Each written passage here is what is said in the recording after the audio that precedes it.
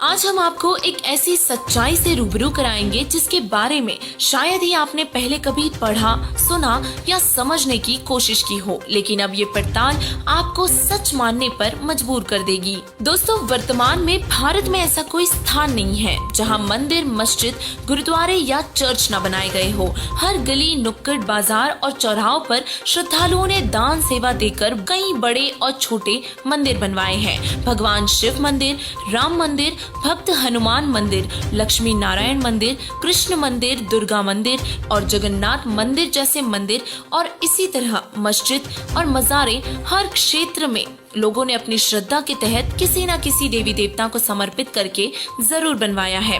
मंदिरों में भगवान शिव, पार्वती जी, विष्णु, लक्ष्मी जी, ब्रह्मा, सावित्री जी, गणेश जी, हनुमान जी, कृष्ण जी, दुर्गा देवी इत्यादियों की मूर्तियां रखी होती है और कहा जाता है कि मंदिर में जाकर या मस्जिद में जाकर भगवान से प्रार्थना करने से भगवान सबकी प्रार्थना सुनते हैं। कोई भगवान शिव को अपना इष्ट देव मानता है तो कोई भगवान विष्णु जी व उनके अवतारों को भी भगवान मानता है और अधिकतर हिंदू श्रद्धालुओं ने अपने घरों में भी मंदिर बनवा रखे हैं जहां वे नित्य ज्योति लगाते हैं व गीता जी के श्लोकों का नित्य पाठ, भजन, कीर्तन और आरती करते हैं।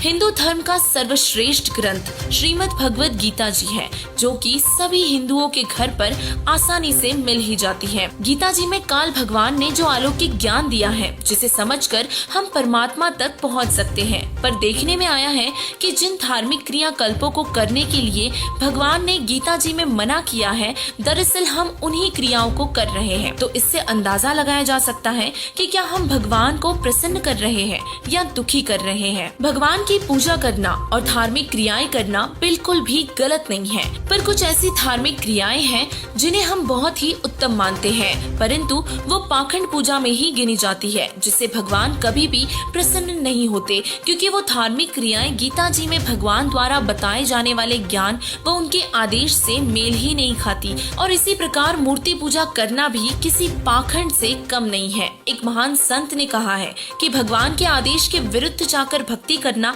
और आत्महत्या करने में कोई अंतर नहीं है। आत्महत्या करके व्यक्ति अपना मनुष्य जीवन स्वयं नष्ट करता है और गलत और मनमानी पूजा करना भी फांसी पर लटक कर जीवन नष्ट करने जैसा ही मानिए। देवी देवताओं की मूर्तियों को प्रतिदिन स्नान करवाना, आरती उतारना, मूर्तियों से प्रार्थना करना, शिवलिंग की पूजा करना, शंखनाद करना, ये सभी क्रियाएं पाखंड पूजाओं का ही हिस्सा है। अब हम आपको सच से परिचित करवाकर आपके अनमोल मनुष्य जीवन को बेकार जाने से बचाना चाहते हैं। तो आइए अब आपको गीता जी के उन श्लोकों से परिचित करवाते हैं जिसमें मूर्ति पूजा का खंडन किया गया है। श्रीमद् भगवद गीता अध्याय 16 के श्लोक 23 और 24 में गीता जी का उपदेश देने वाला भगवान अर्थात गीता ज्ञानदाता अर्जुन को बता रहा है कि जो साधक शास्त्रों में वर्णित भक्ति की क्रियाओं के अतिरिक्त साधनाएं व क्रियाएं करते हैं, उनको न तो सुख की प्राप्ति होती है और न सिद्धि यानी कि आध्यात्मिक लाभ,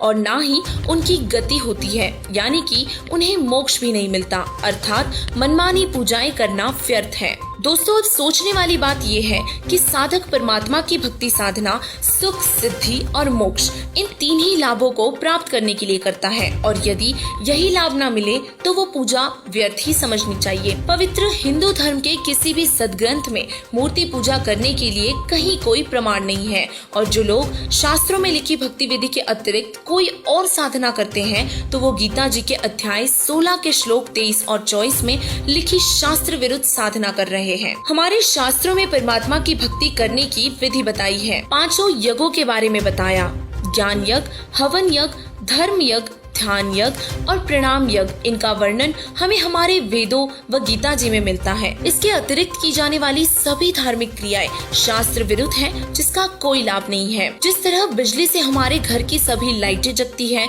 पंखे चलते हैं, और जिस प्रकार बिजली के बहुत से लाभ हैं, परंतु यदि हम बिजली के नियमों का पालन न करते हुए बिजली की तार को हाथ में पकड़ ले तो बिजली से करंट भी लग जाता है और मौत का कारण भी बनता है। और इसीलिए परमात्मा के नियमों को भी बिजली की तरह ही जाने, जो नियम में रहने से तो बहुत लाभ ही लाभ देगा, परंतु नियम से बाहर होते ही स्थिति विपरीत भी हो जाती है। सब मानते हैं कि परमात्मा सर्वव्यापी है, सबका भला करता है। जैसे बिजली से लाभ लेने हेतु हमें नियमों का पालन करना होता है, इसी तरह परमात्मा से लाभ लेने के लिए भी जिस प्रकार की पूजा विधि हमें शास्त्रों में लिखी है, उन्हें ज्यों का त्यों करना आवश्यक है तथा वेद, गीता और शास्त्रों में मूर्ति पूजा का खंडन किया है।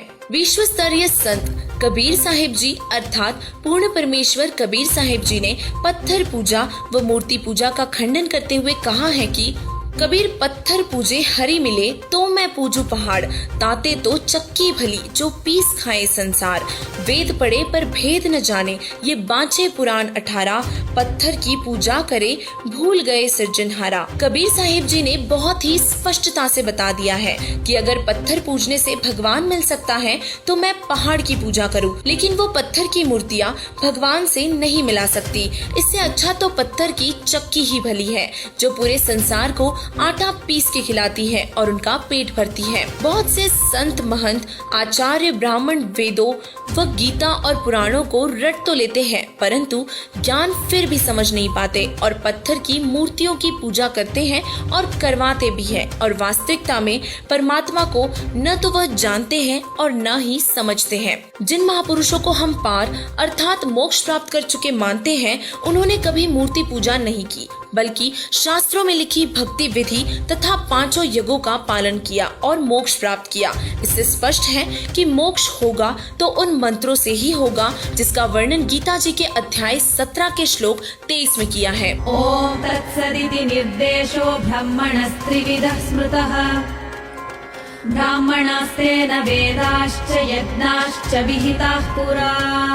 ओम तत्सत मंत्र से ही पूर्ण परमात्मा प्राप्त हो सकता है। गीता अध्याय 16 के श्लोक 23 और 24 में लिखी मनमानी पूजा अर्थात शास्त्र विरुद्ध साधना जिसमें मूर्ति पूजा शामिल है, वह करने से कभी भी कोई लाभ नहीं हो सकता।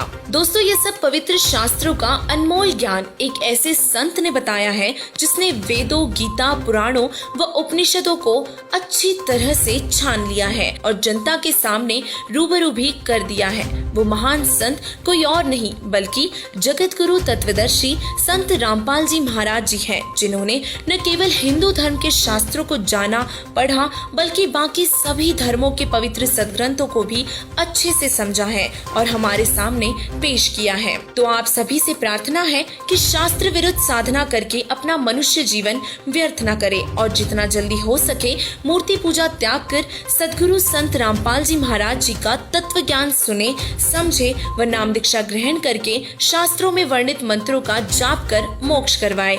तो दर्शकों, आज की हमारी इस पेशकश में सिद्ध हुआ कि मूर्ति पूजा करने से कभी कोई लाभ नहीं हो सकता। आगे भी ऐसी ही आध्यात्मिक जानकारी प्राप्त करने के लिए बने रहे ऐसे न्यूज के साथ। धन्यवाद।